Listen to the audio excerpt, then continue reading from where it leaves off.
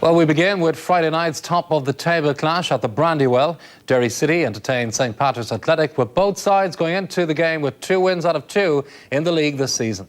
A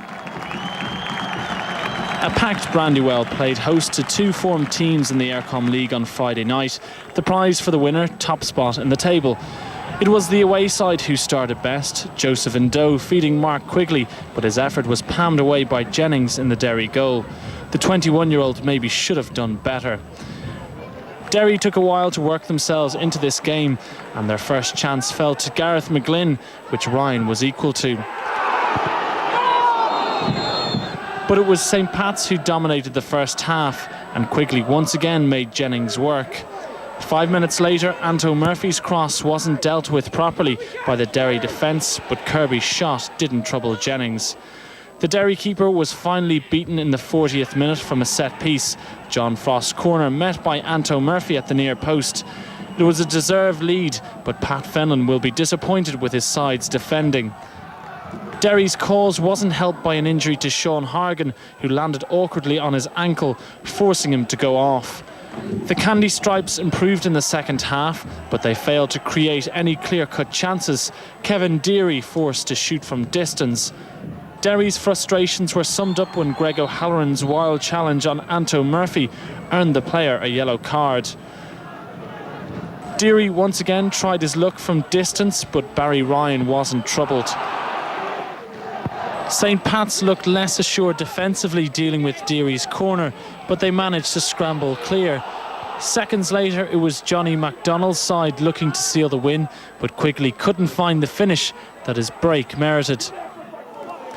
Pat McCourt had a fine game on the left for Derry City, and he came closest to forcing an equaliser, but no one could get on the end of his cross.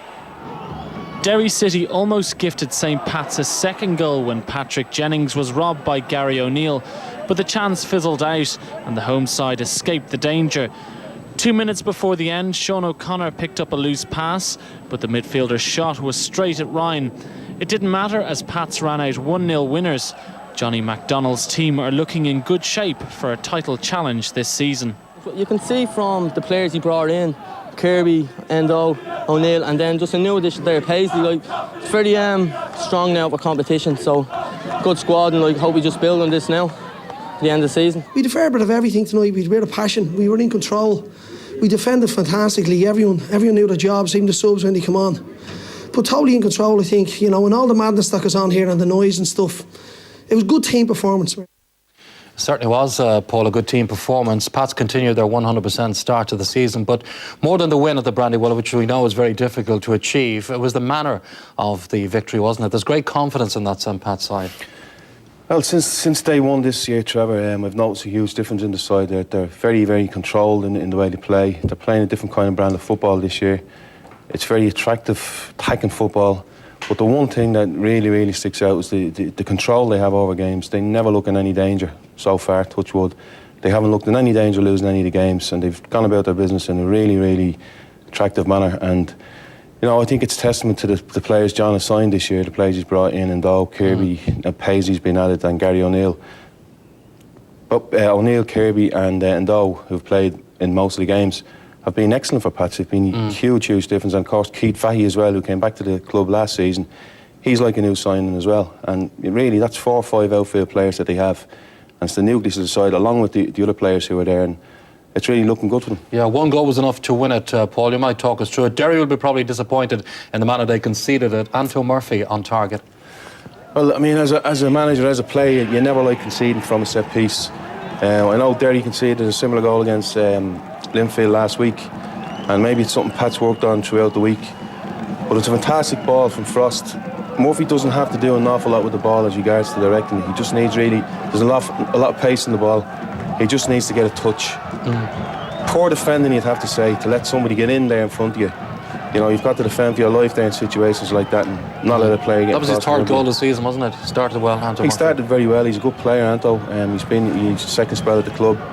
He was there a few years ago when I played, and he was a very decent player. He went away to UCD. He's come back now, and he's done ever so well.